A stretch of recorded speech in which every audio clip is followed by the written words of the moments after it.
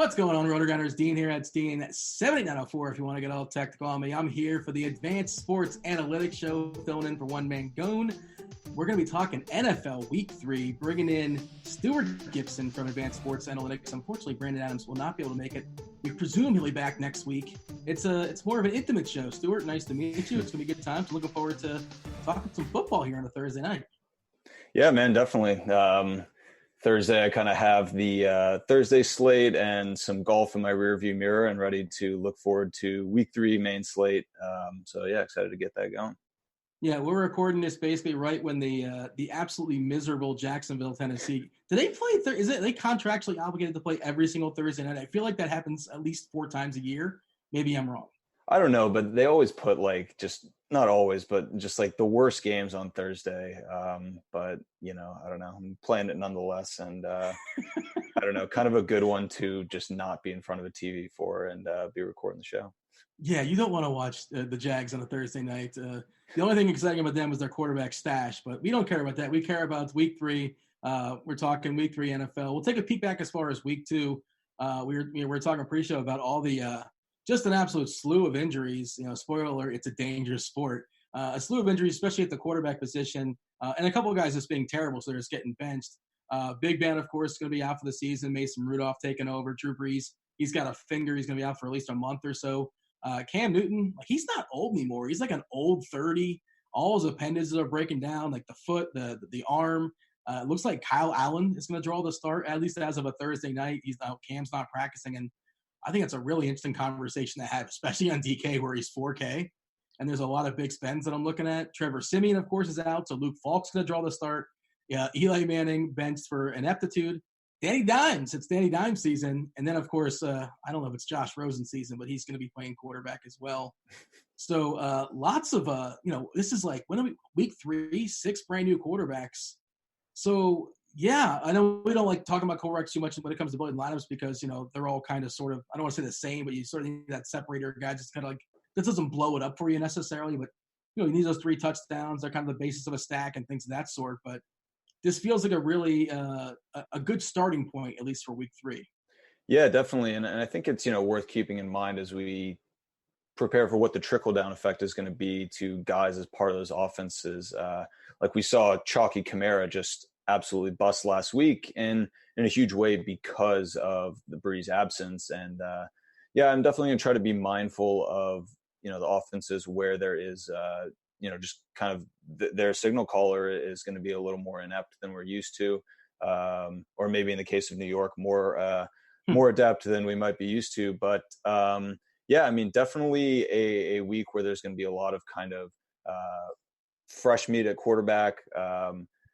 I don't know. We're seeing some of those guys like DraftKings has gone ahead and priced up already, with Rudolph and Daniel Jones. But definitely going to try to take a close look at some of the guys lower down. I don't know that I could really be talked into Josh Rosen, but yeah, Kyle Allen, guy that sticks out. I mean, at 4K, and like you said, I mean, I think there are some high-end skill players that we're going to want to try to pay up for. So, figuring out opportunities to pay down to fit those guys in, I think is going to be really crucial. I don't know. I mean, if you have kind of any thoughts on some of these guys, we haven't seen a ton of tape on many of them. Are there any guys though who we have seen tape on that are kind of sticking out to you as, being able to carry the torch for their offense, for themselves, but also for the guy, some of the pass catchers around them or running backs who are kind of going to be dependent upon that quarterback pushing the ball downfield for their team? Yeah, I mean, I think the most appealing guy to me is Kyle Allen, and I by no means am a Kyle Allen aficionado. I remember this guy came in and played Week 17 last year, and it's the price, and this is DK specific, because we've seen that quarterback, how it's the prices get kind of sort of compressed over the years. But Allen somehow was left out of the compressor. He's 4K at the bottom of the floor, and it's not just that, but he's on the turf and he's playing against an Arizona team, but we know how super fast they play. He's going to get an extra, 10-ish plays or so to work with. That just makes it much more appealing. And then, again, we'll talk about the skill position soon enough as far as our favorite guys that are popping. One of his teammates, McCaffrey, who, like, in an age where there are no workhorse running backs, dude plays every snap, which is completely insane. He might get run out of the ground 3 years from now. Who really knows? I'm certainly not rooting for that. But all we care about is this week in DFS, right? And he should get some extra snaps as well, too, as far as the Carolina side. And, New Orleans, we don't really know. And Peyton over there is being coy as far as, like, who's going to be his quarterback. And, he's got, I don't know, Taysom Hill's got pictures on him or something because he's always working Taysom Hill onto the field. And now there's even more opportunity. And I wouldn't be surprised if, like, we have a Taysom Hill package, we have a Bridgewater package. And as of right now, I think both of them are just unplayable. Also, it's way, way early as far as weather. And I hope you're sitting down, but it's projected to rain in Seattle. So, to me, that just seems like a complete stay away, like not worth the risk. Like, what's the potential upside? Like, in theory, if Hill got a full complement, and I know, like, I think in the preseason he got some run and he's got some legs, which is great out of a quarterback, but I just think it's probably going to be a timeshare of some sort. That's a stay away, right? At least as of right now. Yeah, I think so. It's just very unclear what they're going to do. And I mean, that's kind of even has been, a rub against Breeze in the past is like that he does lose some equity to Taysom Hill. And if they're doing some sort of weird split, I mean, I don't think he can do much there. Totally with you, Kyle Allen. You mentioned week 17 last year, and he actually had pretty good per drop back efficiency. That was kind of his one bright spot in kind of the small sample size we have with him. But I don't think we should be seeing Kyle Allen as a guy who can't get it done. He's certainly not going to pop like some of your top tier quarterbacks, but at 4,000, you really don't need him to. You just need him to run a lot of plays. Going up against a weak Arizona defense, like I think, and an up pace Arizona offense, like I think that's a great spot for him. Mason Rudolph, not even priced up as much as Daniel Jones, and I mean he looked competent last week, and he's certainly got he's got a strong receiver to throw to in Juju and a strong run game that I think can bail him out and take some pressure off of him. Looking at some of those guys around these new quarterbacks, I mean, how you have any expectations for how guys like running backs like Saquon or Kamara, who are we saw last week, like Kamara's just lack of success tied to New Orleans' inability to get the ball near the goal line for him.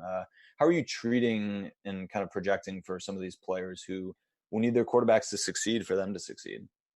It's funny you mentioned those two guys, and we'll go by position soon enough, but like big names, but like I think they're going to be kind of sort of lost on this slate.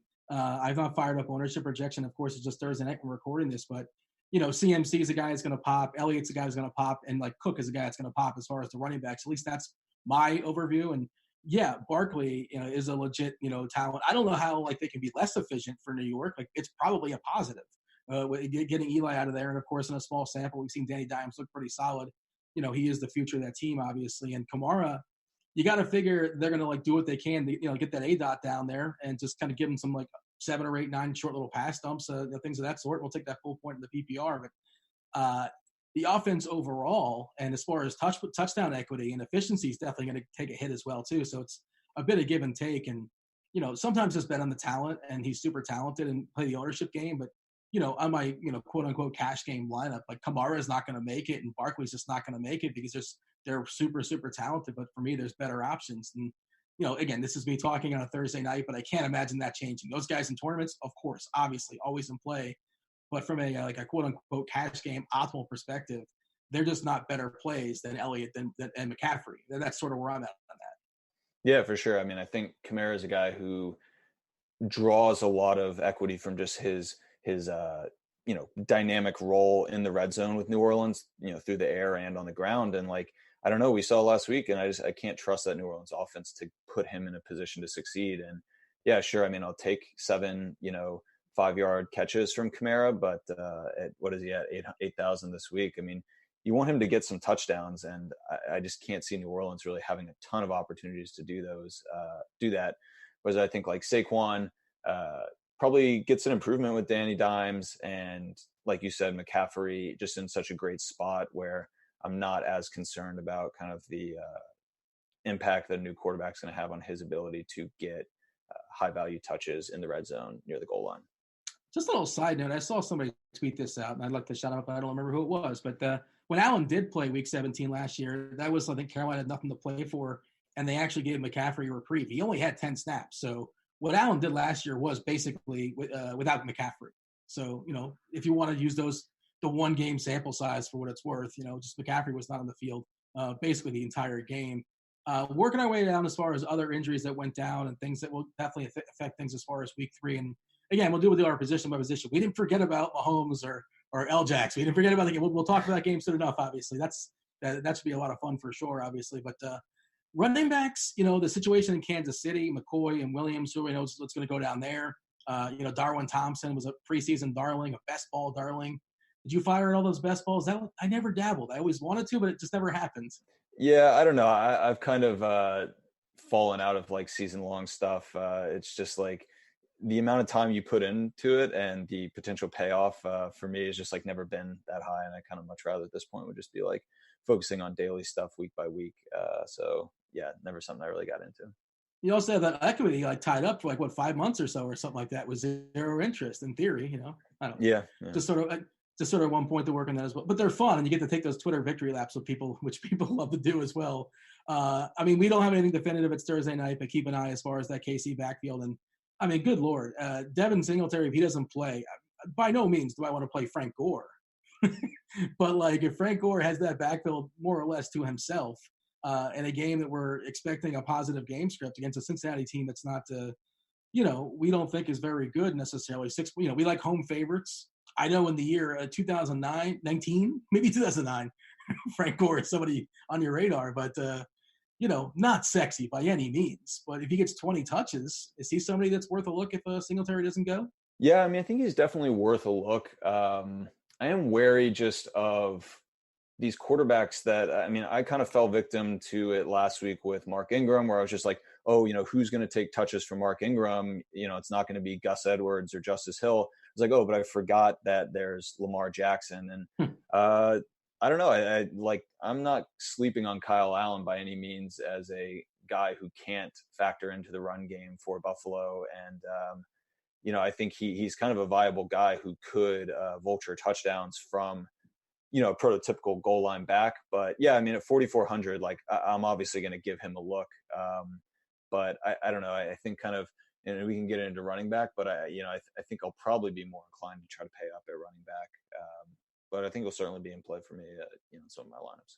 Yeah, the only reason I'm doing it is because I'll boost an opportunity, positive spot, and you can't just play all the best dudes, right? And so I don't want to play Frank Gore again. I want to be very clear. I'm not playing the flag, but begrudgingly, I might click that button. Additionally, as far as receivers, and this will sort of dictate the slate as well too, as far as opening up salary. Philly is looking completely beat up. It looks highly unlikely, highly questionable that Deshaun Jackson will give it a go this week. Ditto with teammate Alshon Jeffrey. That should open the door for plenty of more snaps for Nelson Aguilar and Whiteside as well. And also Goddard is questionable too, the tight end. Looks like all three of those guys are probably going to miss. Aguilar is going to be one of the most popular players in the slate, that's just how DFS works sometimes. And Ertz is going to see, 15 targets. How does this affect the target tree for Philadelphia if those guys are all out? Yeah, it's pretty crazy how much usage Alshon Jeffrey and now you add in Deshaun Jackson absorb for Philadelphia. They both draw just a ton of targets and a ton of air yards. We have Jeffrey in the last year in these 2 weeks, is up near 20% of Philadelphia's targets, and Deshaun Jackson and Jeffrey account for kind of the most air yards on the Philadelphia team. Trying to figure out where those are going to go, I think will be one of the keys to the slate. I really like Ertz a lot. He's just, always kind of top of mind for Carson Wentz. He leads the team in target share, and I kind of just expect that number to boost even with those two guys out. And, and also it's just like a really big component in the red zone for Philadelphia, drawing over a third of Philly's red zone targets over the last year plus 2 weeks. And with Jeffrey gone, I think that opens up a lot of red zone opportunity for Ertz, which is already, he kind of controls that market to begin with. And as you mentioned, Nelson Aguilar, I think is a guy who could really factor in for Philadelphia. He gets a lot of kind of downfield. Well, I don't know. He gets a lot of looks, and he also, I think, is more of a downfield. I kind of think of him as a short yardage receiver, but he does factor into kind of the Phillies' air yard share as well. Mac Hollins is another guy that's kind of popping, in kind of his first 2 games this year, where he's factoring into Phillies' target tree and also getting some downfield looks, both out of the red zone and in the red zone for Philadelphia. So yeah, those are kind of 3 guys I'm looking at in that order. I know, I've heard some kind of rumblings with JJ Arcega-Whiteside. I honestly don't know that much about him, but he hasn't really been a big player in the Philadelphia pass game. So I don't know. I kind of would prefer just to go with known quantities like Ertz, who's not even like priced that high this week, and Nelson Aguilar, and then if I'm going to take a flyer on kind of one of the young Philly receiver, Mac Hollins has looked good so far, and I think that's an interesting spot to attack as well. Yeah, Arcega-Whiteside did have 75 snaps last week, and that's the most important thing. Opportunity, like talent, is for me is like secondary. Like they're all talented to various degrees, but opportunity and volume, and 75 snaps doesn't mean he's going to get the same 30% throws his way. He doesn't necessarily need that either. And I think if nothing else, he's a really interesting pivot off Aguilar if you play the ownership game, because he's $100 cheaper on DK I'm looking at right now, and if he's going to be on the field for 70 snaps or so, give or take, he definitely is worth a look, if nothing else. A couple other guys that we wanted to mention before. We're going to do a little screen share quickly as far as, show you want to show the app there as far as what's going down at the Advanced Sport Analytics. Just kind of clarify a couple of things, show the people some things, how to work the app over there. Chime in. What were you saying? Yeah, sure. We can do that now. Maybe like the last injury I want to touch on, just Michael Gallup being out in Dallas. I think that's a big injury. He's been a beast for Dallas so far this year, and I think that's going to open up some opportunities for, obviously like Randall Cobb and, Devin Smith kind of caught lightning in a bottle last week, but, seems to be, a guy that kind of we could look at the lower range for maybe a pivot off Randall Cobb. Not sure if you have any other thoughts with Dallas Gallup being out. So, yeah, I have some thoughts in this game in general, like overarching thoughts, and I guess we can get it out here. Let's kind of throw it out there. And as far as Smith, like he's a guy with some pedigree, former second-round pick, I believe, with the Jets, and he has kept like breaking his knee, kept breaking his leg, and he's finally healthy, and we saw him get loose last week. And so Dallas is a 35-team total. We can kind of have this conversation about New England as well, too, right? Because we're seeing unprecedented lines as far as Dallas versus Miami. Miami, absolute trash, obviously. Dallas, a 22-point favorite, depending on where you look, give or take. But, we love those team totals. They pop 35, and New England kind of bring them into the conversation as well. Team total of 33 against a Jet team that has a team total less than 11. And it's sort of the push-pull, the conversation of, yes, and it's a different conversation, I think, for Dallas than it is for New England, just because the pie in New England, it's the pie, the pieces are much more difficult to figure out who gets what slice. But Dallas, I think, is a little more straightforward as far as the delegation of targets and usage and things of that sort. But, like, how do you handle that? Because, in theory, hypothetically, Miami could, like, be ahead 14, 13 and a half. Like, that's a possibility. Or just down, like, 21 to 13. And, like, Dallas is playing their regular dudes and, doing whatever they want against the Miami defense. It's terrible. And, of course, we know they traded away another one of their young pieces earlier this week for a future pick to Pittsburgh. So like 35-point total, Prescott's well positioned. Elliott, obviously he held out for a while. They kind of babied him the first week. In theory, like if they need to, they can let him go like 25 touches or so. Cooper's a stud as well. So but what if Dallas is up 27-0 at the half? I guess it's like you sort of like have your lineups tell a story, I suppose, right? You either stack them or you don't, or how do you handle this? Basically, is the question. Yeah, well, I mean, if Dallas is up 27-0 at the half, I think there's reason to believe that a lot of those points will be distributed to the guys we like. I think, like you said, Dallas does feel like they have kind of a more condensed, path to how their points can be scored, as we're like New England doesn't. It feels like there's kind of more holes. And as far as how we can construct our lineups, like we really can blanket less of possible point scoring outcomes with New England than we can with Dallas. So yeah, I mean, I'm not like necessarily running from these games because they have such a high, spread. Like if Dallas does achieve that spread, and I have Dallas guys, I would like to think that I'm getting the guys that give me a good chance to account for many of those Dallas points. As far as one versus the other, I think, like I said, and as you've alluded to, it's just Dallas feels a little more condensed and probably a team I'm more inclined to try to stack around, because New England, we saw last week, New England blew out Miami, and granted, defense kind of putting up points is something that's really hard to account for unless you have that defense. But yeah, New England is tough. They got 3 running backs that feasibly could score. They're not afraid to incorporate their fullbacks. They have kind of a plethora of receivers, and outside of Brady, there's not too many guys who you feel super confident with in terms of just capturing the lion's share of New England's fantasy scoring. Yeah, if I were to have you guess, Dallas has scored, who do you think scored? You're probably going to get it right in the first or second guess. New England, it might take 3, 4, or 5 guesses till you get there, and that's just it's kind of tricky for sure. And that's an interesting conversation as well, by the way, as far as defense. But I do want to ask that, but let's just say that just for 1 second, because hypothetically, if you do stack Dallas, right? Say you're stacking Dallas up and you have Dak and Elliott and Cooper, or some kind of combination of that. In theory, you're supposed to run it back on the other side. Who do you run it back with on Miami, if anybody? What do you do here? Yeah, I would probably look at one of their downfield receivers, and I don't know. Miami has been so bad offensively in these blowout games.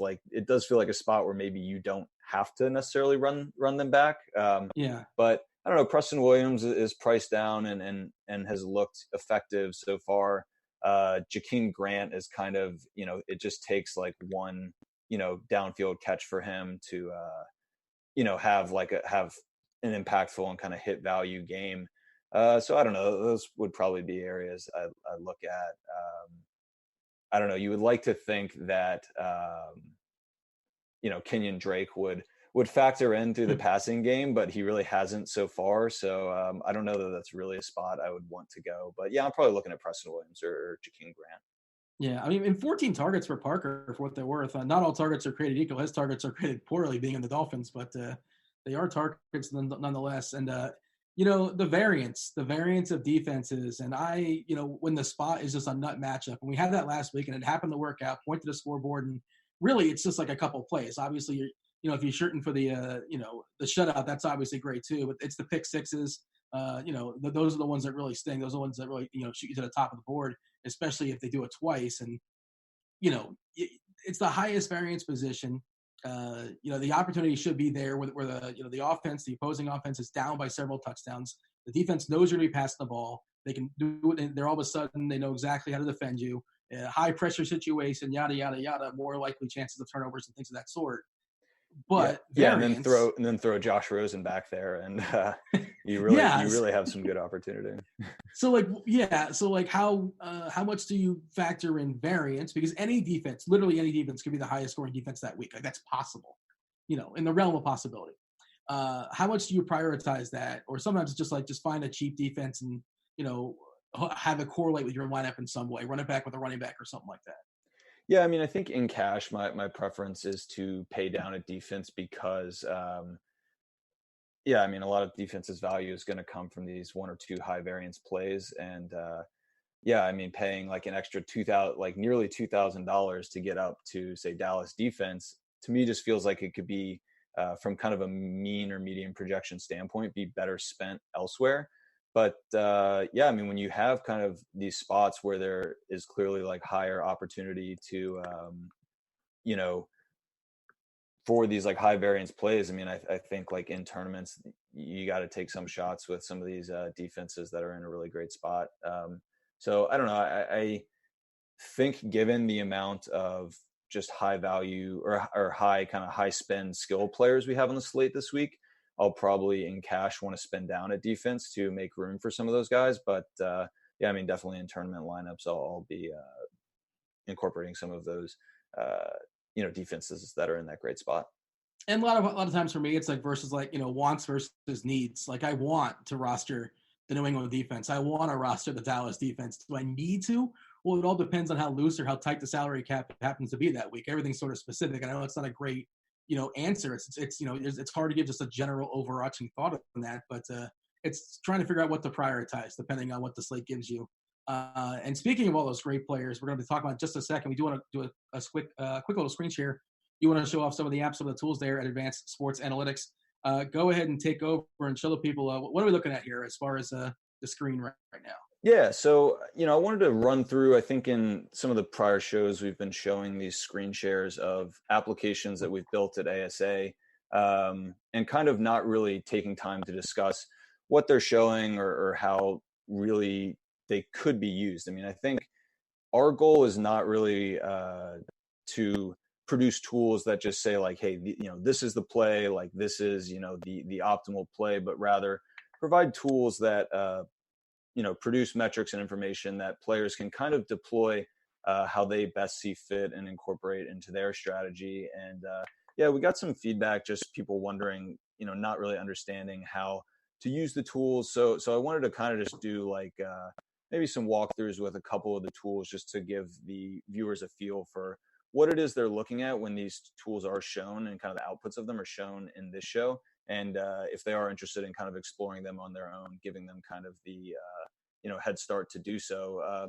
So one that I find myself looking at a lot is this volume efficiency app, which I think is really good for evaluating the touch volume that our skilled players get and just the efficiency and, their fantasy production per touch. And I find that to be pretty useful.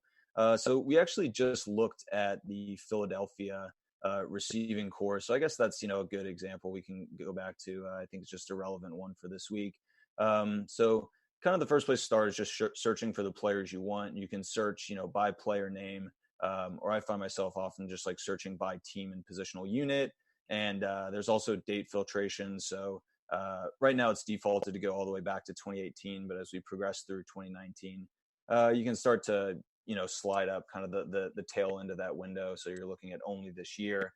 And then it produces a tabular output of some of the metrics that we might want to look at. And you can kind of select which columns you want to look at in this table columns drop-down menu. And a lot of them are going to be kind of volume-based, MS being like market share. So, I've pulled up like red zone market share and target market share. You can also just do like overall touch market share. If you're looking at running backs and like want to look at, rush attempts inside the 5-yard line, maybe you want to see like which running backs are kind of going to be most heavily featured in this goal line role. You can start to add those in. And it's just a good way to kind of sort on players to get a feel of, what players pop from a volume standpoint. So, as we discussed, like some of the guys that are going to be out for Philadelphia are some of their more, high volume players. Jeffrey in terms of, target volume and, and Deshaun Jackson just gets a lot of air yards market share. So, I think it's kind of a good way to find, as we kind of like, I tend to work, macro like offense that I want to plan around. And then once I kind of have like a stack in mind or a team in mind that I want to be playing, go to the player level to identify, which players I want to play and kind of what features I want to, build a stack around. So, maybe I am looking for kind of an air yard stack where I want to, pair a quarterback with the guy who I just think has like or kind of the highest probability of just making like a big play. Or, maybe I want to look at a guy pairing a quarterback with a guy who I think has like 2 or 3 touchdown potential and, want to sort on red zone market share. So, going back to Philly, we see like Ertz is a guy who tops Philly's receiving core in a number of these, metrics, but really right behind them, these two guys are going to be out. And I certainly think it's a good way to figure out, in the absence of these guys, kind of what players most emulate their mold. So I do like kind of Mac Hollins as, this guy who is receiving, similar target share to Deshaun Jackson and Jeffrey, and then also kind of figures into the air yards, Philly's air yards attack in a prominent way. And then we also have so that's the volume component of it. And then there is an efficiency component, which, I like, I find myself kind of looking at more with running backs, just understanding. So a guy like I've just, we know has been really great so far is Austin Eckler. And, we have this fantasy points per touch column where we can just see like how much Austin Eckler pops compared to, some other guys who, get good volume, but just like don't have quite the efficiency that some of these other players have. And, I find it a good way to just sort and especially identify guys who, are efficient per touch and like given a larger volume, maybe are in a really good opportunity to explode. So, I think one guy like that maybe we could be thinking about to, factor in with the absence of some of Philly's players like Miles Sanders, who, we think maybe Philly makes up for their kind of passing volume by actually deciding to run the ball more. But I don't know. I find that a hard play for me to get behind, just given his really poor efficiency to date. Granted, it's a small sample size, but so I think this is kind of one way you can use the efficiency component of the tool. And this is the tabular output of the tool, but we also have stuff in time series where I think it's just useful for looking at how players are trending over time. So like I found myself today just looking, at Fournette versus Derrick Henry, and how I wanted to, I forget how you spell Derrick Henry. How I wanted to, utilize my, captain role, I guess, tonight. And, I just was really struck by Derrick Henry's efficiency in the last, pretty much dating back to like midway through last year, where he was just like this really terrible running back. And then to date, he's been actually like a pretty efficient running back. So I think looking at things in time can be useful. And also, I mean, when you want to look at, players, not only from just a mean standpoint, but kind of understand what their ceiling and floor is, I think that can be useful.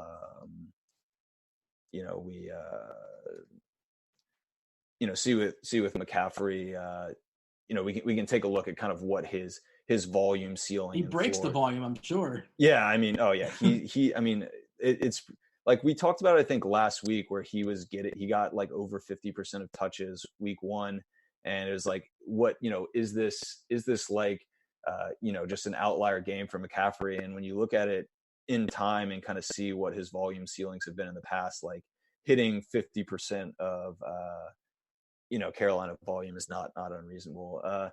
We have a similar tool for quarterbacks, a drop back efficiency app. I'm not going to spend that much time going over it because it's functionally more or less the same thing. We can do like one example that I really like. I actually kind of like looking at it for, defenses and trying to scheme quarterbacks. So one column that we have access to is how often a quarterback gets sacked. So I actually was looking this afternoon at like what quarterbacks are, allow or getting sacked the most kind of for scheming for defense. And these were the 3 guys that really jumped out. Most quarterbacks are kind of in the like 5 to 7 sack percent range. But to like, obviously Dallas is going to, you don't need to find creative ways to find yourself at Dallas, but looking down at some of the lower defenses, I was actually interested to see that, Watson and Wilson are allowing so many sacks. So those are kind of defenses I was thinking about. And it also has like scramble, how often players scramble, could be useful when you're trying to think about like quarterback floors produced by their legs. I think is an interesting application of the tool. And, also has like your standard kind of efficiency stuff, fantasy points per drop back and such. But yeah, I won't spend too much time on that. The last one, I think. Just out of curiosity, what do you have for Mayfield? Because I think we all want that game on Sunday night to be fun. I got a bad feeling that's going to be like a kind of a sloppy defensive game. Like I don't want that to be it, but that Cleveland O-line's like not very good, right? That's probably going to be a problem.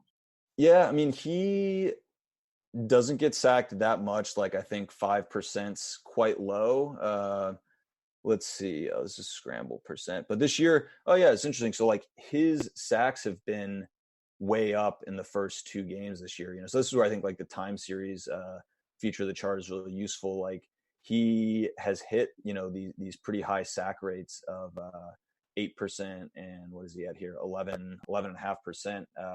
So, if we think these are flashes in the pans, that's something. But if we think that like these data points are kind of indicative of a trend, yeah, I mean, I think that's, something to keep an eye on. But historically, dating back to last year, he doesn't get sacked a ton, but he has been taking sacks at a higher rate this year. And tell the people if they want to find that app, how they're going to find it. Yeah, so it's on the Advanced Sports Analytics website, advancedsportsanalytics.com, and we have our drop-down menu from the top. We have NFL tools, NBA tools, MLB, PGA. PGA is the only sport where we have like a true optimization algorithm in place, but it's something kind of we're working towards with football and basketball. I don't know. I've always like felt like football isn't really the best sport that, lends itself towards truly algorithmic projection, just because there's so many kind of high variance variables that come into play, where I've really enjoyed kind of the machine learning algorithms for golf, which has the just fewer like environment variables that you want to consider for. It's really just like players and what they excel at and what the course allows historically. But I digress. And the last one Brandon's talked about at length is our distribution app. This is like kind of the oldest app we've had for 3 years now, and it's just a good way to look at players kind of distributionally. Like, I think we see so many projections focusing on mean projections, and I definitely think like for tournaments in particular, it's really important to not really consider guys like just at their median, but also like what is their ceiling, what's their floor. So like I kind of was looking at quarterbacks I remember from last week, and like Brady is a guy who historically has a pretty tight projection, and that's good for cash, but like you can see he just doesn't have. So these are like these little vertical lines are just percentile marks for Brady is historically like 30 points is his 95th percentile performance. Like the guy just doesn't really have access these days to massive like 35 40 point games, or a guy like Goff whose median is actually lower than Brady's does historically have access to like this super high ceiling, but also possesses more risk, more of a floor than a guy like Brady. So yeah, I mean, I think a pivotal tool if you're a really big GPP player and trying to target guys not necessarily who have the highest mean projection, but who have like a really high ceiling, under the right circumstances. So yeah, those are the three I'm going to highlight today. We also have kind of more macro game tools that project like expected point distributions, play count projections for like how many run pass plays and like air yards a team will throw. I think are also useful for game stacking and such. Yeah, you want those boom bust guys. You want the bell curves. You don't want the plateau necessarily. Maybe more so for your cash games, but that's a pretty interesting way as far as attacking cash games as opposed to attacking tournaments. You want the guys, the big swings. Ricky Bobby style, right? If you're not going to win first, take last. Who really cares? Yeah, definitely like looking for those guys with kind of that long right tail who their most probable outcome isn't that great, but their 90th percentile outcome is just like really, really incredible. Amari Cooper for the longest time was kind of like a prototypical guy of that build. I think he was always good like on like slates that didn't count. It was like on like Thursday nighters or some kind of goofy stuff, but I mean counted, but not like on the main slate. But nonetheless, all right. We promise here we're going to go around the hitting our favorite plays position by position. We talked about some quarterbacks already. Some of the dudes we haven't talked about, of course, that Kansas City Baltimore game. That is like the feature game of the weekend, if you want to call it that. They are both expensive as far as the quarterbacks there, Jackson and Mahomes, but they're also both been very, very good. They've been incredible, excellent fantasy point guys as well. Winston, maybe this is the spot where he finally gets right, but he's been bad so far. Obviously, you mentioned the boom bust guys, and like Allen certainly falls into that conversation for me. Kyler Murray, like he's still really cheap, and he hasn't been spectacular. He's still putting up 300 yard games, and I think we're going to get like a ridiculous game out of him soon. And like if you even look ahead as his upcoming schedule, it's awesome. I know DFS we don't care about 3 weeks from now, but just a guy to keep an eye on for sure. But amongst the quarterbacks that we haven't talked about, who are we looking at? Who's popping for you? Yeah, I mean, for me, it starts with Dak. I think it's always a pretty strong position to just anchor to expected points at quarterback, and like Dallas is just expected to score so much. We have them projected as like a 25% chance of topping the slate in terms of, you know, real points scored. So I think that's like an excellent guy to anchor to in cash. And I mean, even in tournaments, if we think like so much ownership is going to be on, you know, Jackson and Mahomes, like I think he's a, you know, small step down that I mean, I think it's just an incredible spot. You know, Jackson, Mahomes definitely intrigue me, and they are in a great environment. I mean, I just have to expect like Jackson's passing efficiency to regress at some point. Like he is just on, you know, the last 2 weeks have been just like all-time high kind of fantasy point per drop back games for him. And I can't really expect him to continue that, but I was really impressed and, you know, happy to see him, you know, re-engaging in the running game, which he didn't do week one. So I think, yeah, I mean, both those guys are in great spots. Yeah, Jameis is the guy you touched on down low. He hasn't been very effective so far, but, you know, he's a guy who historically has these peaks and valleys, and I probably would be staying away from him in cash just because, you know, the valley game for him is a real possibility. But yeah, he's in a good spot. I mean, I think Tampa Bay projects as like our fourth most probable team to lead the slate in scoring at like 5%, which I know doesn't sound that high, but really isn't that bad given, you know, we have kind of the full no bye 12-game slate. So yeah, I mean, that's an area I'm looking. Carson Wentz, I kind of wonder if maybe there will be ownership off Carson Wentz because of all these injuries, but Doug Peterson's always run a pretty pass-happy offense, and you know, I think, you know, Wentz is a strong quarterback, and he seems to be priced down. You know, also the guy across from him, Matt Stafford, shows, you know, the ability to put up these big games, and he's priced down. Yeah, those are the guys I'm looking at. And then, as we discussed at the top of the show, Kyle Allen at 4,000, I think is an interesting play, and you know, he doesn't really have to do much to hit value for you, and you know, you could pair him with you know, some of those you know, Carolina receivers. I think CMC is the guy I want to pair him with. Yeah, or CMC, yeah, and hopefully get, you know, the kind of a short passing touchdown or something down close. You're rostering Winston. Who you're pairing him with? Because I mean, Godwin's been everything the preseason hype is like, you know, said he was going to be. Evans has not been spectacular. It's small sample sizes all around, and you know, OJ Howard's been an absolute disaster so far. I mean, I guess the book says, you know, you're probably supposed to play Evans versus Godwin for playing the ownership game. Do you have any thoughts on that?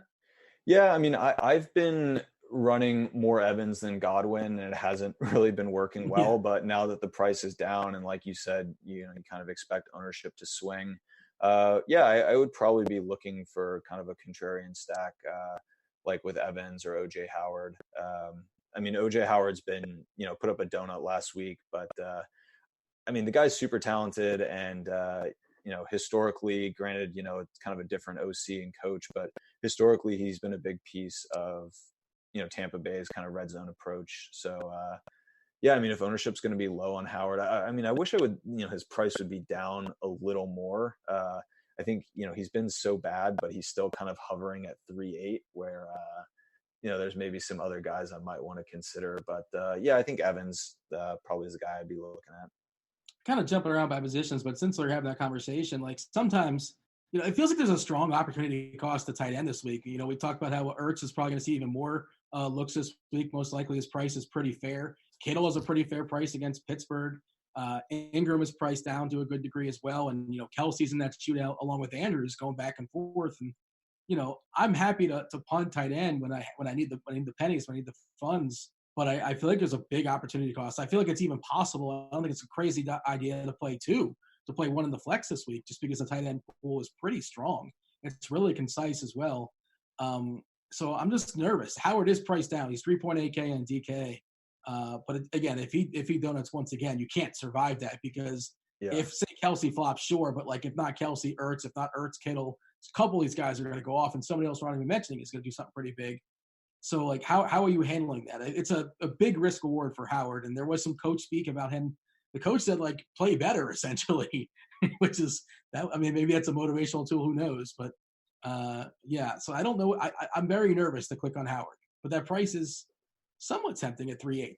Yeah, I mean, I probably will be kind of at the higher end. I really like Ertz. I mean, I think he's just going to garner so much attention. And I don't know. I guess I'm kind of expecting fairly even ownership between Ertz and Kelsey. And I think I kind of like Ertz more on a per dollar basis. Kittle, yeah, is at a pretty compelling price as well. And, we were talking about Kyle Allen not that long ago, but I think Greg Olson's at a pretty compelling price at 3.7. And Arizona, we know, is a team that can be beat at tight end. So I think that's kind of one guy I would look at if I was trying to pay down at tight end. Who are you looking at if you're going to go kind of low at tight end? Yeah, well, that's the thing. It's Olsen versus Howard, and I'll give the same speech I'll give about Frank Gore. I have no interest in rostering Greg Olsen in the old vacuum in 2019, but he's probably not going to be any healthier. The matchup is perfect. Like in theory, if we, the new quarterback gets the safety blanket that is the tight end. That's just kind of like a general thought. I'm curious to see what his targets were last season, but he probably wasn't even on the team last season. Week 16, week 17, there was some tight end. I mean, he gets decent looks. Like dating back to last year, he's getting almost 17% of red zone targets. Greg Olsen gets looks. So I'm not, if you can stack Kyle Allen, Greg Olsen, CMC, I don't know if you could probably find a way into going like CMC and Elliott. I think like a lot of people are going to be stuck with, making the decision between CMC or Elliott. Like if you go Allen Olsen, you all of a sudden can go CMC and Elliott. I mean, I don't think that's, crazy at all, and be kind of an interesting low price stack. And I mean, Arizona's defense and kind of their offensive pace, I think, provides for a pretty and Carolina, I think, plays pretty up tempo too. So I think, that's not like a, offense that can't support, I think, like a kind of 2-player stack or a 3-player, 2 receiver, 3-player stack. He's seen 9 targets the first two games, the first of the season as far as Olsen. I'll take 9 targets for 3.7K, but again, like I want to spend at tight end, and like I think the best dollar for dollar play, I think you said it as well, is Ertz, on the assumption that all those dudes are going to be out, even if Goddard's out. If all those guys, Ertz gets enough volume as is, he's probably going to see, depending on how the game is going and yada yada, but like potentially 15 targets his way. I love Kelsey. And I think Andrews is a legit talent as well too, but dollar for dollar, it's probably Ertz as far as the best play. And you mentioned the potential quandary as far as this week, and this is why I think guys like Barkley and Kamara are going to be lost, because people are going to first look to roster running backs at the elite end as far as CMC, McCaffrey, or Elliott versus the Dolphins, and it's the same sort of question as like, if Dallas is up 27-0, and of course they can be up 27-0, and Elliott can have 150 yards and 2 touchdowns at the half, like that's absolutely plausible. But you'd think that they would probably push back to some degree on him, like even though we already got there. But if it didn't happen that way, if Cooper caught a touchdown, if they had a defensive touchdown, and Zeke's at like 17 touches, or not even like 12 touches and 80 yards and a touchdown, that might be it. And then all of a sudden it's Tony Pollard time. For that reason, and also like, CMC plays every down, I will take CMC over Elliott. What say you? I don't know. I'm probably leaning a bit more towards Elliott. I think kind of his volume is trending up. He's becoming more incorporated in the Dallas offense. And I don't know. I just think there's going to be more points to be scored there. So I don't know. I would probably give us, like, if I had to choose one, slight edge to Elliott. But I mean, I'm not. The other part of that argument is Dallas is probably going to be they're probably going to be more efficient. That's just like almost definitely they're going to be more efficient against Miami. So you got efficiency on your side, if nothing else. Cook, certainly on my radars, guys. By the way, I do have I put up the ownership, and just for curiosity, we'll throw it out there. This is super, super early as far as the ownership projection. It will change the closer and closer we get to lock. But as of right now, we're talking tight ends earlier. Kelsey, this is DK specific, at 14%. Andrews 13, Olsen 11, Ertz 10. I think Ertz goes higher personally. It's condensed, basically, is the point. Nobody's really standing out as like, this is the quote unquote chalkiest play of that group. It's all basically one grouping. And as always, basically, is the case as far as quarterbacks. We had Lamar Jackson at 13%, Murray at 10, 11%, Mahomes at 9 to 10%. It never gets too out of hand because you can only roster one of those guys unless we have a really, really goofy salary and, all the optimals are spitting out the same guy. I don't think that's going to be the case this week. So, yeah, I don't flip out too much as far as ownership of, of quarterbacks. Yeah. Are you expecting running back to be kind of the most condensed ownership position?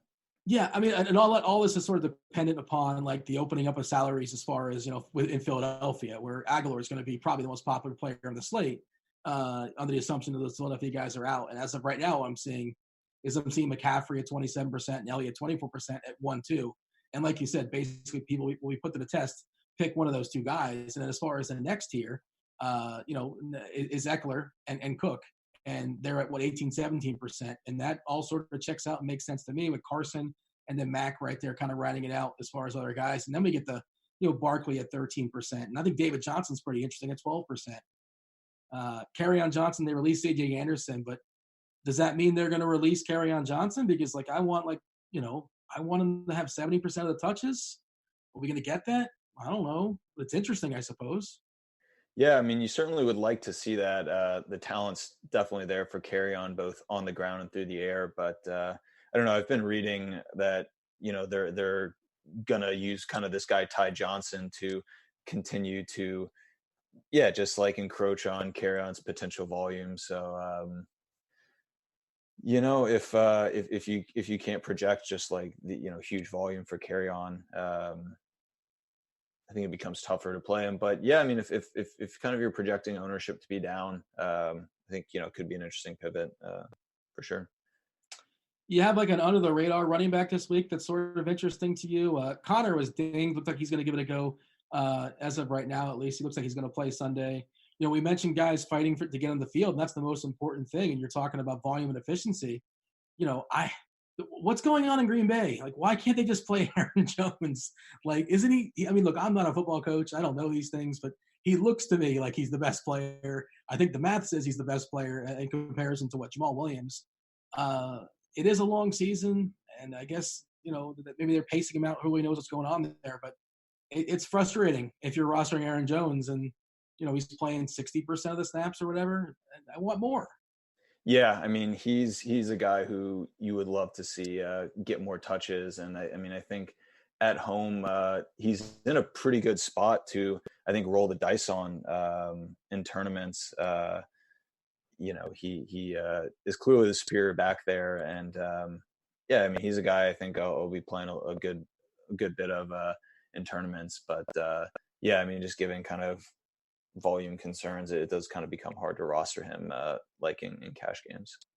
Historically, running backs against Atlanta is definitely a thing, especially when it comes to receptions. You like that in full PPR. Marlon Mack, is he somebody that's popping for you this week? Yeah, I think you can play some of him. I know historically, like Indianapolis has kind of used Mack strictly as the ground guy and Nyheim Hines as the air guy. So I don't know, but we haven't really been following Nyheim Hines that closely this year. Has he been he hasn't really been getting that much field time, has he? I don't have the snaps up in front of me right now. That's something, we were talking pre-show and I was like, yeah, I like to fully dig in like on Friday and on Saturday as far as the snaps and touches. And I'm sure we can give like a look like and just see what he's like been thrown his way, that's something that's better than nothing. But you're right. Like he's the guy that's been their third down back. He's been the guy that kind of like, if they're down, he's more likely to be in there. Maybe the 2-minute offense, he's more likely to be in there as well. And just as far as the receptions this year, hasn't been spectacular. Just targeted, 6 times through 2 games. So I don't know if that's like game specific or if it's a new plan. But in my head, he's still like the third down guy. Not everything down, but in theory going forward. Yeah, he's like one of those guys who historically has succeeded kind of under very specific game conditions. So I don't know. His target share is, I don't know, about where it was last year, maybe down a little bit. But yeah, I don't know. Could be a guy worth keeping an eye on, or just play Mac and kind of figure that maybe his I guess involvement in the pass game could be up, like just due to the Atlanta matchup. I mean, he didn't get any targets week one, it looks like, and his week two got 11% of Indianapolis targets, which I don't know, it's kind of up over what historically his average has been dating back to last year. So I don't know, could be a good spot to fire on Mac because that matchup is pretty great for him. Yeah, he just might get 25 carries too. That's certainly possible as well, depending on how that game goes down. And I think it's basically a coin toss according to Vegas. On the turf, I like the turf as well. Especially for his teammate T.Y. Hilton, and that's kind of an interesting segue in the receivers. But I did want to ask, we kind of glossed over Eckler versus Cook. Do you have a take on those guys? Because they're both look like really strong plays to me. Eckler getting all that volume there that's available now, and Cook, home favorite, should be well positioned to have some fun this week. Yeah, I probably will side with Eckler. Their volume, I think, seems similar. Maybe you can project Dalvin for a little more volume, just because he's very clearly the lead back, and there is kind of Justin Jackson creeping behind Eckler. But I don't know, Eckler's done a good job of kind of holding off Jackson, and I don't know. I'm just looking actually weeks 1 and 2, and like Dalvin Cook isn't that far ahead of Eckler in terms of touch volume, and Eckler's just efficiency is so good. I mean, I don't know. Week 1 we saw kind of a massive explosion, and week 2 his efficiency was about in line per touch with Dalvin, and it was probably driven down by kind of a goal line fumble, which that's kind of just a lump you take, and figure that was a really good opportunity for him to kind of increase his per touch efficiency, and he did it against a Detroit team which I think is going to try to slow down the game. So yeah, I'm kind of siding towards Eckler, and especially given the price discount, that's kind of the guy I want to go with. Up against the clock, but I do want to touch briefly as far as receivers. We promised some receiver conversation, and we mentioned it throughout the show. Aguilar is probably going to be super popular, from a cash game perspective, assuming that the chips fall we were expecting as far as Philadelphia and those injuries. And then you have, Allen just seems too cheap. Allen just, he's just got so many targets his way. 7K on DK probably should be close to the 8K range. There's so many options to pick from, so many different places to pivot as far as tournaments, with Beckham and Adams and Cooper, yada, yada, yada. Julio as well, once again in the dome, despite the fact he's on the road. I don't know what to do with Antonio Brown. I think he had what did he have, like eight looks last week in like 24 snaps? And it's New England, and who knows what other situations he has going on. But you can't just X him out. Yeah, it's worth a conversation.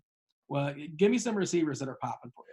Yeah, I mean, a well that I've kind of been going back to a lot early this year, John Brown, I think is just in the perfect kind of scheme for him. Like Allen's a guy who wants to push the ball downfield. John Brown's a guy who wants to get downfield, and that Buffalo coaching staff has been kind of deep, high A happy coaching staff. So I think he, the first 2 weeks has been in good matchups, and I think draws another one here against Cincinnati. So that's a guy I like a lot, and have liked in the early stages, and his price really hasn't gone up a ton since last week, so I think he's in yet another good spot. We've been talking a lot about the wanting to run some Philly guys, and Philly's like a defense that we also kind of want to attack through the air, and I'm definitely intrigued by putting together some Philly stacks around their receivers and Wentz, and attempting to run it back with Galladay. I think is at a pretty decent price point this week. And Detroit's kind of tough. They have a few capable receivers where it kind of becomes a little difficult to figure out, similar to New England, where it's who's going to be the guy who's going to really have the big game. But I like Galladay a decent amount, particularly if we're going to stack Philadelphia. A couple cheapies are mid-tier guys that are sort of popping for me. The Arizona side, this has been an old man show. I swear I'm doing this show from 2004 or something like that. I mentioned Frank Gore. We talked about Greg Olsen. Fitzgerald looks legit this year with that new offense there in Arizona. He seems too cheap. Teammate Kirk is interesting. And if you want to be super ambitious and you want to, throw out a punt flyer, Bird's been on the field a lot, and he's 3K on DK. If you're scripting for tournaments, I think, throw Bird in that script, like, I don't know, 10% or whatever you want to do, or however ambitious you want to be with your flyers as far as receivers. Anything else? Any thoughts on those guys, and maybe anybody else you want to throw out there before we step aside and get out of here? Yeah, no, I like that Bird call. He's kind of, I've been toying with some lineups with him, and he gives you the opportunity to really pay up for a few premier players at the running back or quarterback position. So yeah, I like that call a lot. And yeah, it's a guy, probably be looking at a decent amount. We talked about those Dallas dudes as well too. They're potentially on the cheap with Smith and maybe even Cobb. Again, another elder statesman in the league. To stick with the theme of the show, I suppose.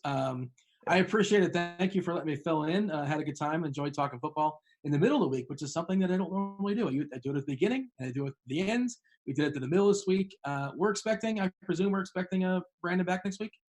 Yeah, I think he's expected to come back. He had something he was dealing with today, but we'll have him back next week. And appreciate you stepping in. Been a good show, and good luck this week. I enjoyed it. Hope the people out there enjoyed it as well. One last time, tell them where they can find your stuff as far as advanced sports analytics. Yeah, I mean, as the name is, advancedsportsanalytics.com. You can look us up by URL or search us on Google. If you got any questions, you can reach out to us on social media at ADV Sports ANALY, or through our email, which you can find on the site, because I know some of the tools maybe require some explanation or kind of customer support, and we're definitely happy to provide some support there and help you guys use the tools kind of to your best ability. So those are good ways to reach us. Thanks for watching, everyone. He's Stewart. I'm Dean. Good luck this week as far as week 3 in the NFL. We're out of here. Holler.